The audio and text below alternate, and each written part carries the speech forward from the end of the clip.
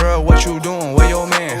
I just popped a Zan, 50,000 in Japan. I ain't do no plan, these red bottoms on no Vans. And she telling all her friends, I might put them on the gram. Baby girl, what you doing? Where your man?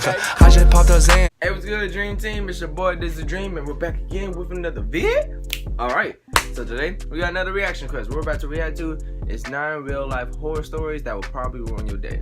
Now, I highly doubt that because I'm telling y'all, bro, when I'm actually looking at something that's supposed to be scary or whatever, man, it ain't scary, man. I mean, we already seen what happened with the last scary video, creepypasta scary video. Man, it ain't creepy not one time, bro. Y'all gotta try harder than this, bro. If I'm telling you, if this don't get me scared,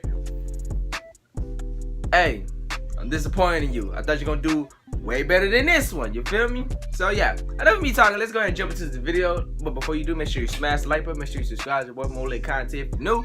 And without further ado, let's go ahead and jump into the video, okay? Warning. Some of the following images contain graphic content. Viewer discretion is advised. We'll see about that. I want to be scared, bro. I want to be scared. 9 real life horror stories that will ruin your day. Whatever. My dear girlfriend. Okay.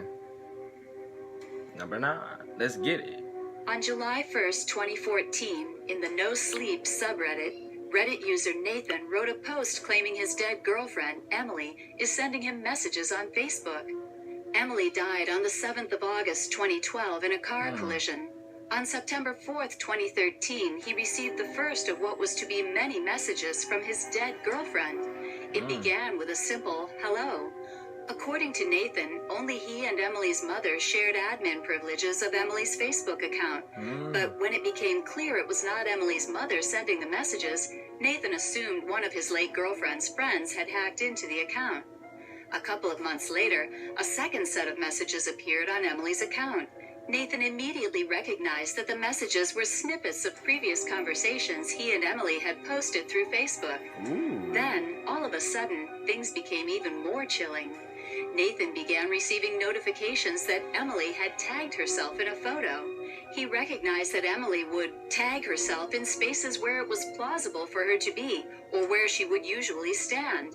He contacted Facebook and they told him that the locations her Facebook page had been accessed from since her death were locations that she had been before, such as his home and her mom's home. He changed the Facebook password multiple times and even turned on two-factor authentication. Still, the messages from Emily continued and began to take on a more ominous tone. As the frequency of messages from Emily increased, he became more concerned. Until all of a sudden, Emily used her first original word, a word that had not been recycled from old Facebook messages. It's the freezing, I don't know what's happening here that really makes our blood run cold. Finally, Nathan memorialized Emily's page in effect, closing down access to the Facebook account. This post appeared soon thereafter. This series of messages was especially disturbing for Nathan as parts of the conversation were recycled messages taken from his last post made on the night Emily died. But it still wasn't enough for Emily to rest in peace because she sent Nathan another message. And in this one, she posted a photo which she had taken of him from behind a half-closed door. A photo which, Nathan says, was taken at a time when nobody else was there in the house with him. That's my door. That's my computer. It's taken from outside. Help. Still gotta do a little better than that, bro. That's a little cliche, bro. I mean, On October a lot of stories 26, like that happens 1965, anytime. Indianapolis police answered a call saying that a girl had died. The caller was a teenage boy who sounded very nervous and directed the police to the address 3850 East New York Street. When the cops got to the dingy, run-down, clapboard home, they found the emaciated, dead body of 16-year-old Sylvia Marie Likens. She was covered with bruises and small wounds, later revealed to be cigarette and match burns that numbered over 100. So there she's were been also abused? large areas where the outer layer of skin had peeled off. Sylvia also had a large numeral 3 branded on her chest. I'm a However, prostitute the and I'm most remarkable proud of injuries it. by far were the Oh, words in don't say block that. letters that had been burned directly onto her stomach. Oh, that's I'm her a stomach? prostitute and proud of it. Oh, It poor all started thing. when Lycan's parents, who were carnival workers, had left her and her sister Jenny in the care of the Baniszewski family for $20 a week, 3 months before her death. But when one of their checks arrived late, Baniszewski took out her frustration by beating the girls. Weeks of escalating horror followed. What? The attacks focused almost exclusively on Sylvia. Several of Baniszewski's children and a gaggle of neighborhood kids, some as young as 10, watched or joined in. Baniszewski Watched or encouraged joined them in. to torment Wow. Sylvia, including, among other things, extinguishing lit cigarettes upon her skin, beating her, tying her up, burning her with scalding water. Sorry, it's a gnat rubbing flying around. I had to salt kill into it. her raw wounds, forcing her to eat feces and other substances that would cause her to vomit, forcing her to remove her clothes and insert a glass Coca-Cola bottle into her vagina on at least 2 occasions. What? Is that supposed to be scary? That's heartbreaking. That's just straight evil, bruh. On February 2nd, 1959, 9 ski hikers were found dead on the East Shoulder Mountain, Kolatsiakl, Russia, eerily called the Mountain of Death by the indigenous Mansi people. Okay. From the evidence at the scene, it appeared that the hikers had cut open their tents from the inside and fled into the wilderness in just their socks or bare feet. One of the hikers had major skull damage, while a couple more had multiple chest fractures. Ooh. Despite this, none of the corpses had any signs of a struggle. It gets weirder. Their bodies were stained orange, with massive internal injuries from a force that a doctor studying the incident compared to that of a car crash. And What? one of the ski hikers was found with her head tilted back, her stretched mouth wide as if emitting a silent scream. Upon closer inspection, the rescuers realized that her tongue had been ripped out by the root, and she was also missing her eyes. What? As you'd imagine, all sorts of theories to the cause of the deaths have been tried and tested over the years, but the final verdict was that the hikers died of a compelling natural force. What does that even mean? What Never does has that mean? something so ambiguous been so horrifying. What does that mean? That sounds like more like a crime and suspense type thing. There's always that moment of dread when you stick one foot out from under your covers as you envisage a paranormal activity style death being dragged down the stairs. Yeah. You have an instinctive cliche. worry with what's under your bed from a young age, even though nothing has ever been under there. One particularly disturbing case was in 2003 when a guest noticed a foul smell in his room at the Capri Motel, Kansas City, and complained to staff. After 3 nights of I think I've heard about this story opening windows before. and no doubt gallons of Febreze, the stench would not leave. It was a causing dead body the in a poor guest mattress. To vomit Yeah. in the room. I think When so. cleaning crew began shifting furniture to clean Or the was it puke, under the bed? I don't they know. found the decomposing corpse of a man wearing only a nun's wimple and fishnet stockings. To repeat, he slept in that bed for 3 nights. That's not scary either, man. That's just, man. Still, I think I've heard of that story before, or something similar. On January 25th, 2014, the Indianapolis Star published a lengthy report on a family terrorized by 3 children allegedly possessed by demons. The account of LaToya Ammons Call and her it family Exorcist. tells disturbing stories of children climbing up the walls, getting thrown across rooms, and children threatening doctors in deep, unnatural voices. It would seem like something straight out of a movie, except all of these accounts were more or less corroborated with nearly 800 pages of official records obtained by the Indianapolis Star and recounted in more than a dozen interviews with police, DCS personnel, psychologists, family members, and a Catholic priest. One of the more chilling sections of the report includes a segment about the possessed 9-year-old. Okay. According to Washington's original DCS report, the 9-year-old had a weird grin and walked backward up a wall to the ceiling. He then flipped over Campbell, landing on his feet. He never let go of his grandmother's hand. Not scary? I don't know. Come on, man. We're on number 4, and I'm still not scared. What you got going on? 2008, 2 trains collided in the Chatsworth district of Los Angeles, killing 25 people in the crash. One of the passengers on board was Charles E. Peck, who was traveling from Salt Lake City for a job interview in LA.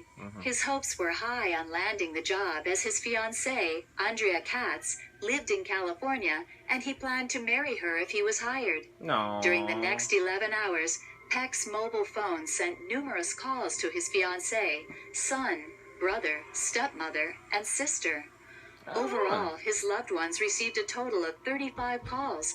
However, each time they answered, they only heard static. When they called back, the calls went straight to voicemail. The family could only be optimistic and assumed Charles was alive in the wreckage and calling for help. When the search team finally traced Peck's phone signal and discovered his body in a lead passenger car, where most major injuries and deaths occurred, they reported that Charles had died on impact and that he couldn't have possibly made the calls. What's even stranger is that they never found the phone. Ooh, so somebody jacked his phone and started playing around with it, bruh. Pause on that. On the night of March 31st, 1922, the 6 residents of Hinterkaifeck, a small farmstead in Germany, were murdered with a mattock. The victims were Andreas and Kazilia Gruber, their widowed daughter Victoria, her children Kazilia and Josef, and the maid Maria Baumgartner. The Grubers' earlier maid left the family 6 months earlier, having claimed the home was haunted. And days before the murder, Andreas told neighbors he'd discovered a strange set of footprints in the snow, leading from the forest to the home, but not back. He'd also heard footsteps in the attic, and a set of keys went missing. Based on the crime scene found days after the murders, investigators believed the family was led one by one into the barn to be killed before the murderer killed the maid and young Josef in the house. Dang. It is believed that the perpetrator remained at the farm for several days. Someone had fed the cattle and eaten food in the kitchen. The neighbors had also seen smoke from the chimney during the weekend. As creepy as it sounds, the killer was never found. Ooh. Still not scary, but hey. He got away scot-free, bro. Where could he possibly be at? Jack Froist died of a heart arrhythmia in June 2011 at the age of 32. Tragic, but nothing unusual about the story. Yet. In November the same year, Jack's friends each received an email from his account, signed with his name. His friends and family are adamant no one knew his passwords. One email implored his friend to clean his attic, which related to a private conversation the two had had shortly before his death. An email to his cousin read, "I knew you were going to break your ankle," an injury that had occurred just a week before the email arrived. Probably a sick hacker, but Jack's relatives and friends said they still have no explanation for the messages and have given up hope trying to find one. I don't know, bro. Still not scared, bro. Come on now.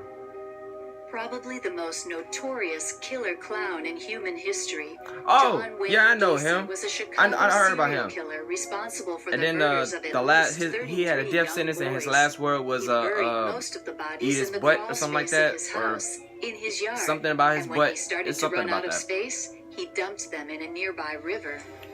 As Pogo the Clown, Gacy performed at children's parties during his time off from working as a building contractor. In 1972, he brought a teenage boy named Timothy McCoy to his house and killed him. He would go on to lure dozens more to his home, then torture, rape, and murder them. He was later caught in 1978. Imprisoned for life, he started a second career as a painter, creating images of himself in full clown makeup.